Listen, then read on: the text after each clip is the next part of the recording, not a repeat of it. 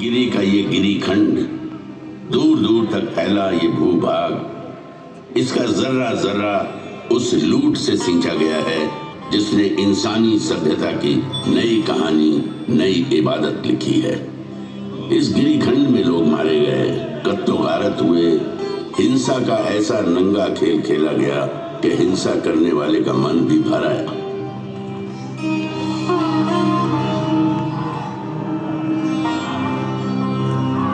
हैवानियत के बीच इंसानियत फिर से पैर जमाने लगी।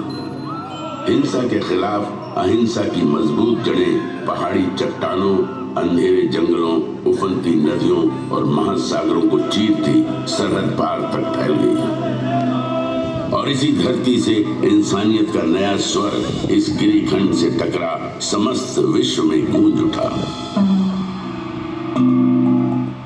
समस्त मानव मेरी संतान है। मैं अपनी संतानों के लिए क्या चाहता हूं? मैं चाहता हूं उनका भला, उनकी खुशियां, इस संसार में भी और इसके बाद वाले संसार में भी। समस्त मानव जाति के लिए यही कामना है। तुम शायद ये समझ नहीं सकते कि मेरी ये कामना किस हद तक है, और यदि तुम में से कुछ इसे समझ भी जाए तो भी तुम इस कामना की शिद्दत को पूरी तरह नहीं समझ सकते। मैं अहिंसा के उसी नाद का प्रतीक हूं जिसने इस ब्रह्मांड को एक सूत्र में बांध रखा है, जिसका होना इंसानियत का होना है। यही भाईचारे की सच्ची परिभाषा भी है। सम्राट अशोक की ऐतिहासिक कहानी प्रारंभ होती है उनके दादा चंद्रगुप्त मौर्य से। ईसा की चौथी शताब्दी का अंत एक बटी हुई राजनीतिक स्थिति के शुरुआत का समय था। देश, जन, विश्व, ग्राम, कुल और राज्य में बटे हुए थे। अलग अलग प्रदेश, अलग अलग शासक, अलग अलग शासन व्यवस्था, अलग अलग कायदे कानून। समय आया ईसा पूर्व 321 का। 25 साल का नौजवान चंद्रगुप्त मौर्य। हालांकि राजा नंद के मुकाबले उसकी फौजी ताकत कम थी, लेकिन कौटिल्य जैसे गुरु की कूटनीतिक चालें नंद की फौज पे भारी पड़ी।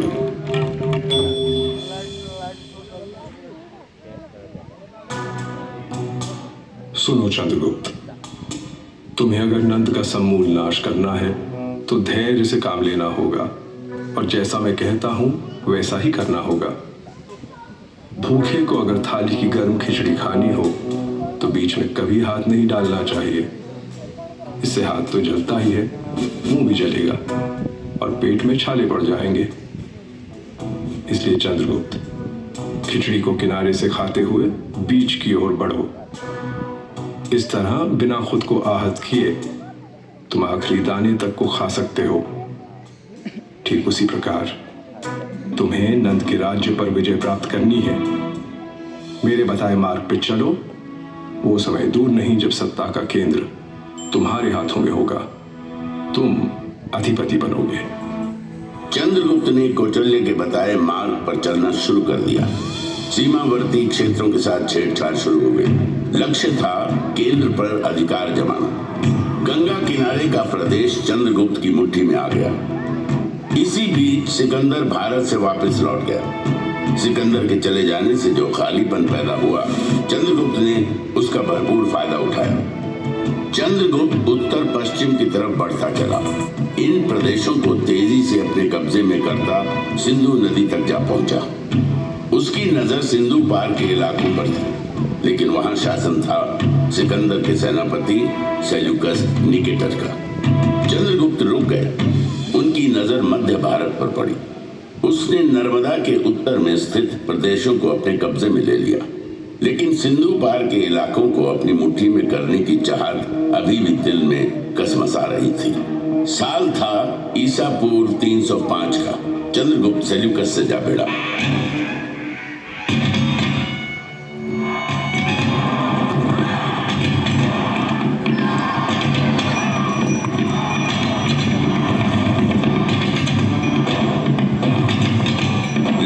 लड़ाई में जीत चंद्रगुप्त के नाम हुई और उसने सेल्यूकस को हरा सिंधु के बड़े भूभाग पर कब्जा जमा लिया। बंगाल से लेकर हिंदू कुश और हिमालय से लेकर नर्मदा तक के प्रदेश चंद्रगुप्त की छत्र छाया में आ गए। एक नए युग, नई व्यवस्था ने बीज से पौधे का रूप ले लिया। राज्य साम्राज्य में बदल गए और जन्म हुआ दुर्जय मौर्य साम्राज्य का। ऐसा कहते हैं कि अपने जीवन के अंतिम काल में चंद्रगुप्त मौर्य जैन सन्यासी बन गए। अपना साम्राज्य अपने पुत्र बिंदुसार को सौंप जैन मुनियों के साथ दक्षिण की ओर चले गए तथा जैन रीति के अनुसार अनाहार द्वारा अपने जीवन का त्याग कर दिया। चंद्रगुप्त के बाद बिंदुसार ने विशाल मौर्य साम्राज्य की बागडोर अपने हाथों में ले ली।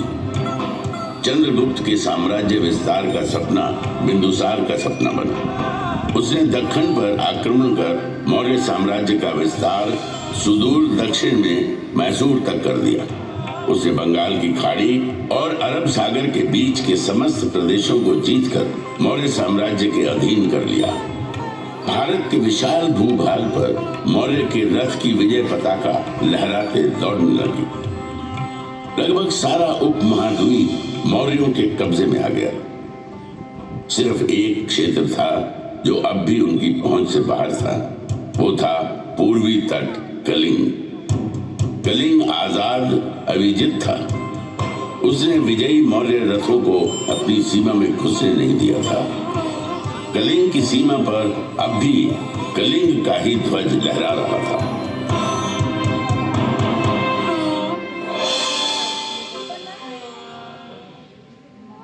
बिंदुसार की कई पत्नियों में से एक थी धर्मा।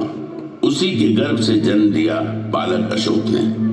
अशोक के जन्म और उसके पराक्रम की भविष्यवाणी महात्मा बुद्ध ने पहले ही कर दी थी।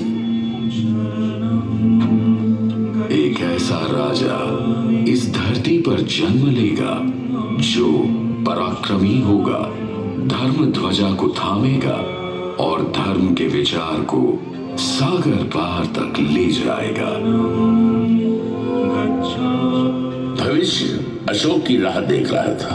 अपने कई भाइयों में छोटा अशोक मेधावी था। गुरुओं की बताई बातों को फौरन समझ लेता। शस्त्र चलाने का खेल उसे खूब भाता था। दुश्मन के वार से किस तरह बचना है, शत्रु को कैसे अपनी तलवार के नोक के नीचे लाना है, ये कला उसने बचपन में ही सीख ली थी। शस्त्र कला के अभ्यास में वो अक्सर अपने बड़े भाई सुसिम को परास्त कर देता था।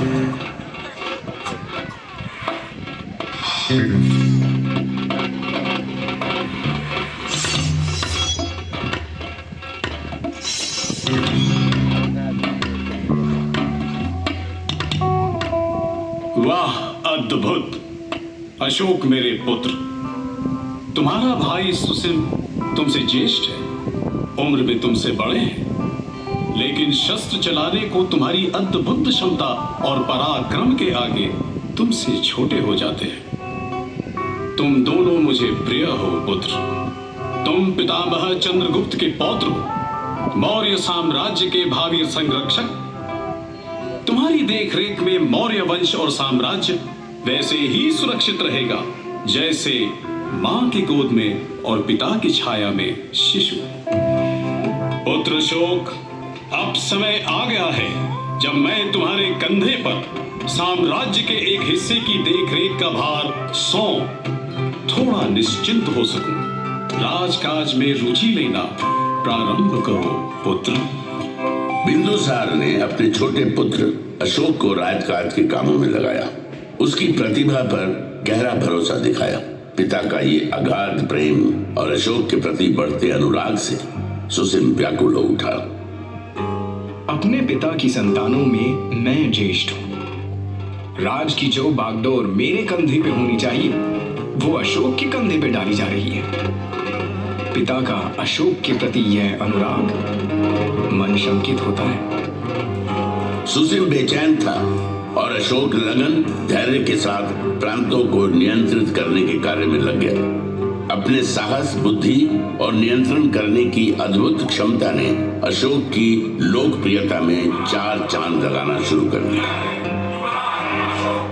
अशोक की बढ़ती प्रसिद्धि और प्रांतों को नियंत्रित करने की क्षमता से जहां एक तरफ बिंदुसार का भरोसा अशोक के प्रति बढ़ता जा रहा था, वहीं युवराज सुसिम का भावी सम्राट बनने का भरोसा डगमगाने लगा। युवराज होने के बावजूद अशोक उसे प्रतिद्वंदी की तरह नजर आने लगा। सुदूर उत्तर पश्चिम तक्षशिला के प्रांत में असंतोष बढ़ने लगा था।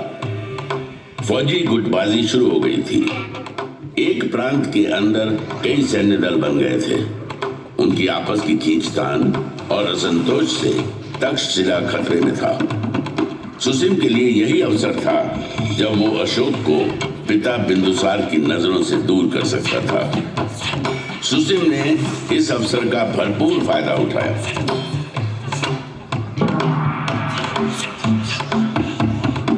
तक्षशिला में बढ़ती अशांति और असंतोष ने मौर्य साम्राज्य को संकट में डाल दिया है। तक्षशिला की रियासतें आपस में शत्रुता पाली हुई है। रियासतों के सैन्य दल आपस में लड़ रहे हैं। यदि इसे शीघ्र रोका नहीं गया तो वह दिन दूर नहीं जब तक्षशिला मौर्य साम्राज्य के खिलाफ विद्रोह कर देगा। पितामह चंद्रगुप्त के साम्राज्य की रक्षा करनी है तो तक्षशिला के विद्रोह को शांत करना ही होगा।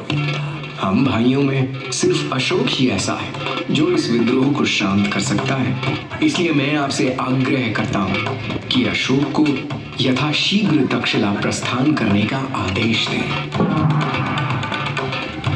बिंदुसार ने अशोक को तक्षशिला में हो रहे उपद्रव और बढ़ रही अशांति को शांत करने के लिए तक्षशिला जाने का आदेश दे दिया। अशोक अपने बड़े भाई सुसिम की योजना से अनजान अपने दल बल के साथ तक्षशिला की ओर बढ़ चला। अशोक ने पाटलिपुत्र से तक्षशिला, आज के सिंध प्रदेश तक की लंबी यात्रा तय की। अशोक की व्यवहार कुशलता, उसकी बहादुरी और राज चलाने की उसकी नीति से तक्षशिलावासी पहले से ही परिचित थे। अशोक के तक्षशिला आगमन को वहां के लोगों ने बड़े उत्साह और खुले हृदय से लिया।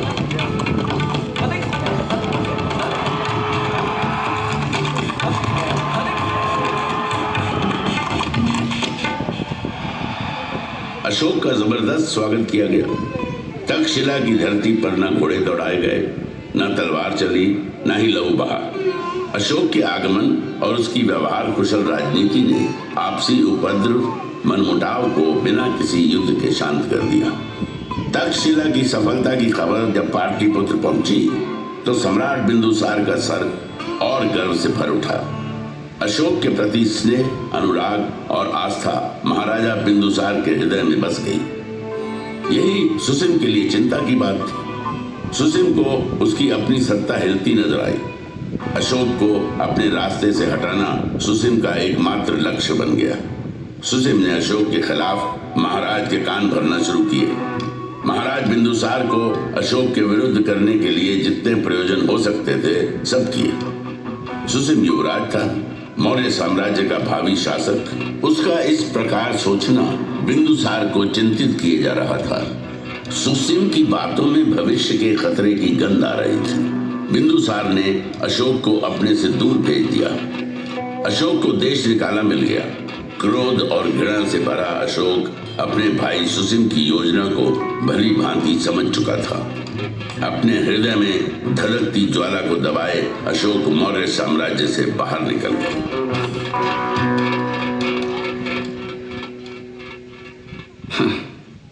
मौर्य साम्राज्य के महाराज जो मेरे पिताजी हैं, उनका संदेश आया है।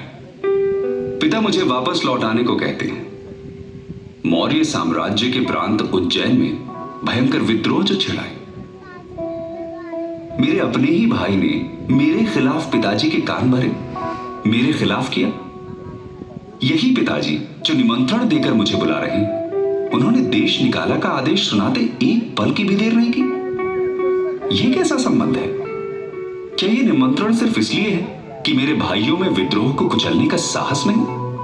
फिर तो युवराज सुसिम को कोई अधिकार नहीं कि वो मौर्य साम्राज्य की प्रजा पर राज करें। जो राजा अपनी प्रजा की भावनाओं, उनकी आवश्यकताओं को न समझता हो, उसे राज करने का अधिकार ही नहीं। एक बार फिर मेरा हृदय क्रोध और ग्लानि से भर आया है। मैं चाहूंगा, उज्जैन अवश्य जाऊंगा। मौर्य साम्राज्य को मेरी जरूरत है।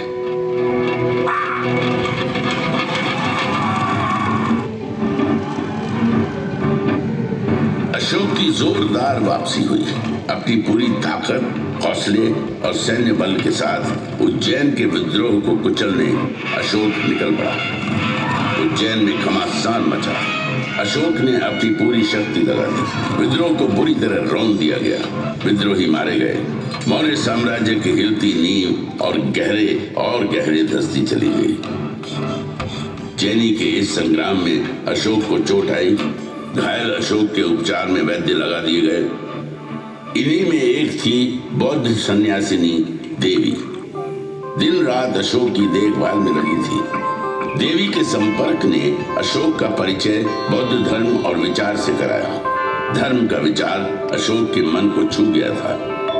देवी का अनुराग और उसका संपर्क उसे भाने लगा। आगे चलकर अशोक ने देवी के अनुराग और उसके प्रति अपने लगाव को वैवाहिक रूप में बदल दिया। अशोक उज्जैनी के प्रशासन में लगे थे। उधर पाटलिपुत्र में उनके पिता बिंदुसार बीमार मृत्यु शैय्या पर पड़े संघर्ष कर रहे थे। पिता पुत्र दोनों संघर्षरत थे। दोनों ओर संघर्ष था जीवन का। अशोक उज्जैनी के संघर्ष के विजयी योद्धा थे, लेकिन पिता बिंदुसार मृत्यु से अपने जीवन का संघर्ष करते हार गए। मृत्यु ने जीवन पर विजय प्राप्त की।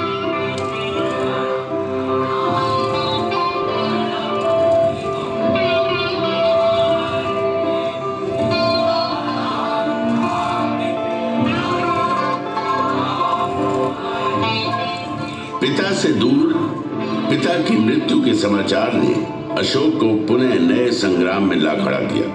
धूल के गुबार उठने लगे। मन में दुख करुणा का बवंडर सा उठ खड़ा हुआ। कई तरह के प्रश्न आपस में टकराने लगे। प्रश्न था आने वाले समय के मौर्य साम्राज्य के गौरव का। पिता नहीं रहे, मुझे पाटलिपुत्र लौट जाना होगा। पितामह चंद्रगुप्त और पिता बिंदुसार के विशाल मौर्य साम्राज्य के भविष्य पर पुनः अनिश्चय के बादल मंडराने लगे हैं। मौर्य साम्राज्य का शासन अपने ज्येष्ठ भाई सुसीम के कमजोर हाथों में चला जाने दो। राजकाज से दूर मैं चला जाऊं घने अंधियारे जंगल में। सुसीम के हाथों में मैं मौर्य साम्राज्य के विनाश को देख रहा हूं। हाँ, काल, तूने मुझे पुनः मझधार में ला खड़ा किया है। मेरा जीवन संघर्ष और उठापटक का चक्र बनकर रह गया है। इससे मुक्ति नहीं। अशोक को साम्राज्य के भविष्य की चिंता थी। कई तरह के प्रश्नों ने घेरा था। वे उसमें उलझते चले जा रहे थे। तभी राधा गुप्त के नेतृत्व में अशोक को चाहने वाले मंत्रियों की एक मंडली आई। राधा गुप्त अशोक को भावी सम्राट के रूप में देख रहे थे। मौर्य साम्राज्य का भविष्य तभी सुरक्षित था जब उसकी बागडोर अशोक जैसे कुशल प्रशासक के हाथ में हो।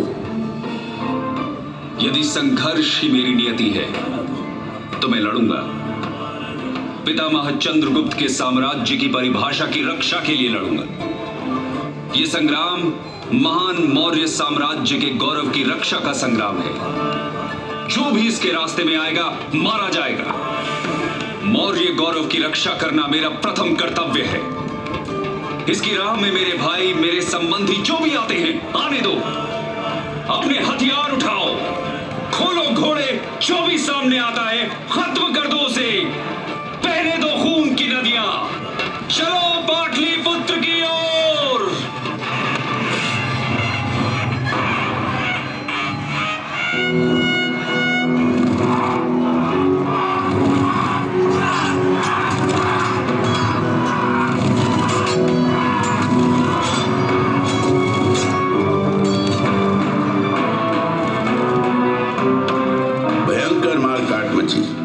खून बहे, जो भी सामने आया मारा गया। अशोक ने साम्राज्य की खातिर अपने सभी भाइयों का कत्ल कर दिया। सुसीम मारा गया। मौर्य साम्राज्य का गौरवशाली मुकुट अशोक ने अपने माथे पर धारण किया। जीवन संघर्ष ने अशोक के मोम जैसे हृदय को पत्थर सा बना दिया था। इस हृदय में दया नहीं थी, करुणा का कतरा कतरा सूख चुका था। पाटलिपुत्र की गद्दी पर बैठने के साथ ही अशोक ने साम्राज्य विस्तार के लिए एक के बाद एक कई लड़ाइयां लड़ी। युद्धों का ये सिलसिला लंबा चला, लेकिन एक प्रदेश अभी भी था जो अशोक की पहुंच से दूर था। वो प्रदेश था कलिंग प्रदेश। कलिंग अभी भी उसकी पहुंच से दूर था। कलिंग नरेश राजा अनंत चंद्रभान की जय। कलिंग नरेश राजा अनंत चंद्रभान की जय। कलिंग आजाद था, पराधीनता उसे स्वीकार न थी। उत्तर भारत के समस्त राज्य अशोक के कब्जे में आ गए थे। पूरब में बंगाल और दक्षिण में कृष्णा नदी तक उसका साम्राज्य फैल चुका था। कौटिल्य के अर्थशास्त्र के अनुसार अशोक की राजधानी पाटलिपुत्र उस समय दुनिया के सबसे बड़े नगरों में गिनी जाती थी। 5 करोड़ से अधिक आबादी का सम्राट अशोक दुनिया के सबसे ताकतवर सम्राट के रूप में जाना जाने लगा। विजय जिसके माथे पर लिखी थी, जो अविजित था, अजय सिर्फ कलिंग का प्रदेश था जो उसके विजेता होने को चुनौती दे रहा था। कलिंग का इलाका जहां एक ओर स्थल मार्ग से जुड़ा था, वहीं दूसरी ओर सामुद्रिक मार्ग से भी। इसलिए राजनीतिक और सामरिक दृष्टि से वो महत्वपूर्ण बना हुआ था। दूरदर्शी अशोक दक्षिण भारत पर अपनी बेहतर पकड़ बनाने के लिए कलिंग को अपने अधिकार में करने के महत्व को भली भांति समझ रहे थे। मौर्य साम्राज्य को अभेद्य बनाना है तो समुद्री मार्ग को अपने कब्जे में करना होगा। सामुद्रिक मार्ग भविष्य में आफत डाल सकता है। कलिंग, हाँ, कलिंग को कब्जे में करना होगा। कलिंग विजय भूमार्ग और जलमार्ग दोनों पर विजय लेकर आएगी। अशोक ने कलिंग के विरुद्ध युद्ध की घोषणा कर दी। अशोक के अश्वारोहियों और पैदल सैन्य बलों ने कलिंग को घेर लिया। जबरदस्त किलेबंदी की गई। देश के बाकी हिस्सों से कलिंग का संपर्क टूट गया। अशोक को लगा कि कलिंग जल्द ही घुटने टेक देगा, लेकिन कलिंग वासी स्वाभिमानी थे, स्वतंत्र विचारों के, स्वतंत्रता प्रिय थे। आजादी प्राणों से अधिक प्रिय थी। भयंकर मारकाट मची।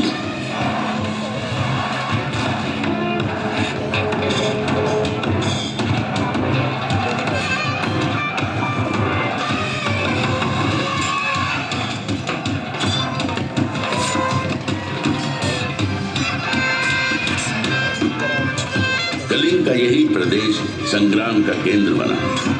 अशोक के अश्वारोहियों ने धौलीगिरी के प्रदेश को रौंद डाला। जबरदस्त मुकाबला हुआ। युद्ध चला। 1.5 लाख से अधिक लोग बंदी बना लिए गए। लाखों लोग मारे गए। घायलों की तो गिनती ही नहीं थी। कलिंग का युद्ध इतिहास की सबसे बड़ी त्रासदी बन गया। मानवता आंसू बहाती रही। इंसानियत ने बर्बरता और जुल्म के आगे घुटने टेक दिए। विजयी अशोक की विजय यात्रा कलिंग की भूमि पर निकली, लेकिन इस पराक्रमी राजा के विजय स्वागत में फूलों की पंखुड़ियां नहीं थी। स्वागत में थे कटे पिटे शव, अपने पतियों की मौत के शोक में विलाप करती स्त्रियां, लहू से कीचड़ बन आए राजमार्ग, शवों के विशाल ढेर, चील, गिद्ध, भेड़िए और सियारों के संवेद गीत। अशोक का हृदय दुख, करुणा और गिलानी से भर उठा।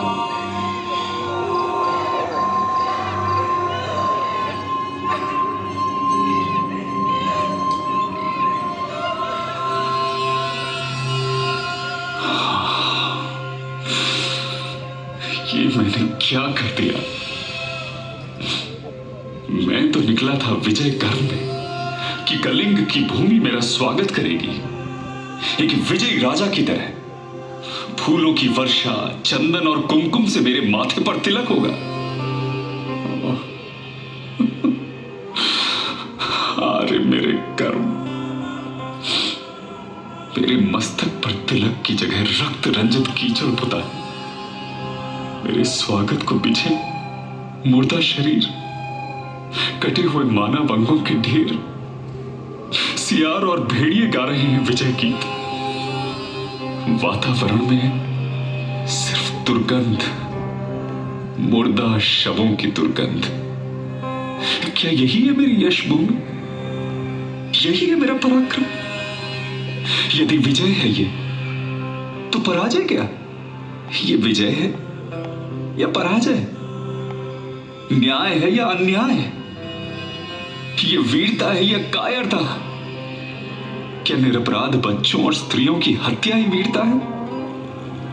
मैंने जो किया है, क्या यही है मेरा साम्राज्य विस्तार और सहिष्णुता? किसी के पति मारे गए, किसी के पिता, किसी के बच्चे, तो किसी के घर पर हुआ हमला। मुर्दा शवों के ढेर थे। क्या किया मैंने? ये विजय प्रतीक है या पराजय की बूम? ये मंडराते गिद्ध, चील और कौवे संदेश वाहक हैं उस दुराचारी की मृत्यु के, जिसने ये कर्म किए। प्रभु, मुझे शांति कहां मिलेगी? मेरे प्रभु, अपनी शरण में ले लो ईश्वर, अपनी शरण में ले लो, मुझे थाम लो। प्रभु, शांति चाहिए मुझे, मेरे प्रभु, शांति चाहिए।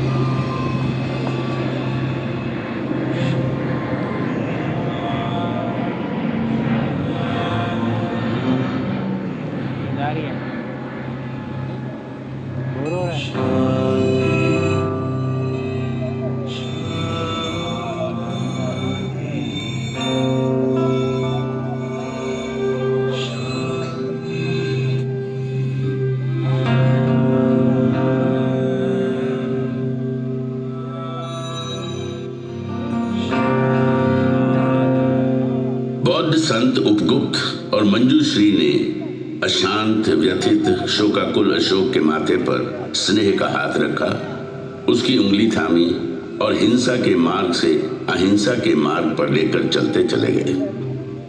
उसने हिंसा का त्याग कर अहिंसा को अपना धर्म बना लिया।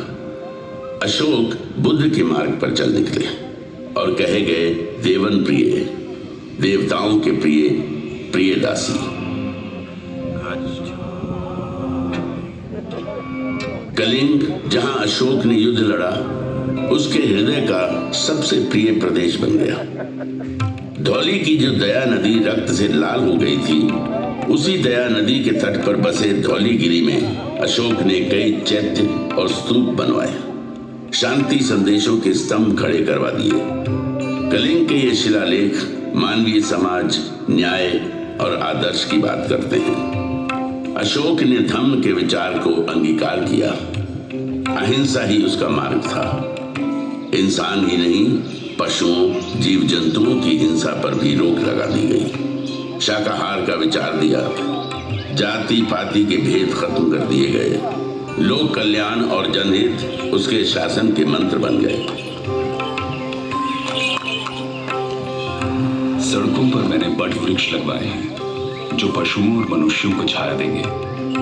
प्रत्येक 9 मील की दूरी पर मैंने आम के बागीचे लगवाए और कुएं खुदवाए हैं, विश्राम गृह बनवाए हैं, कई प्याऊ बनवाए हैं। मैंने ये सब इसलिए किया है कि मेरी प्रजा धम्म के अनुसार आचरण करे। धम्म की नीति को लागू करने के लिए उसने धर्माधिकारी नियुक्त किए और धम्म के विस्तार के लिए कई शांति संदेशकों को देश विदेश के विभिन्न हिस्सों में भेजा।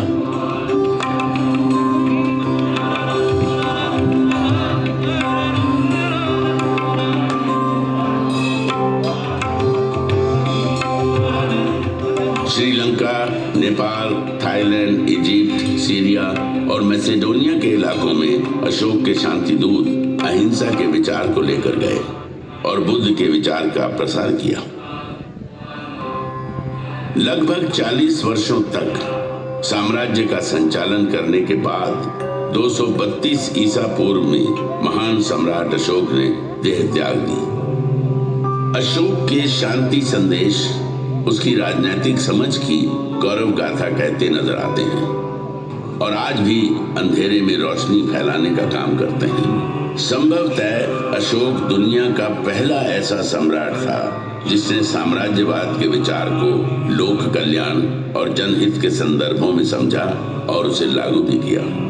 हिंसा के विरोध में अहिंसा के बौद्ध दर्शन को जन जन तक पहुंचाया। धौली में अहिंसा का प्रतीक स्वरूप एक बौद्ध स्तूप और एक हाथी का स्वरूप यहाँ बना हुआ है, जो अहिंसा के उसी विचार का प्रतीक है। मेरे नाद में महान अशोक का नाद भी मिला हुआ है। मैं नाद हूं शांति का।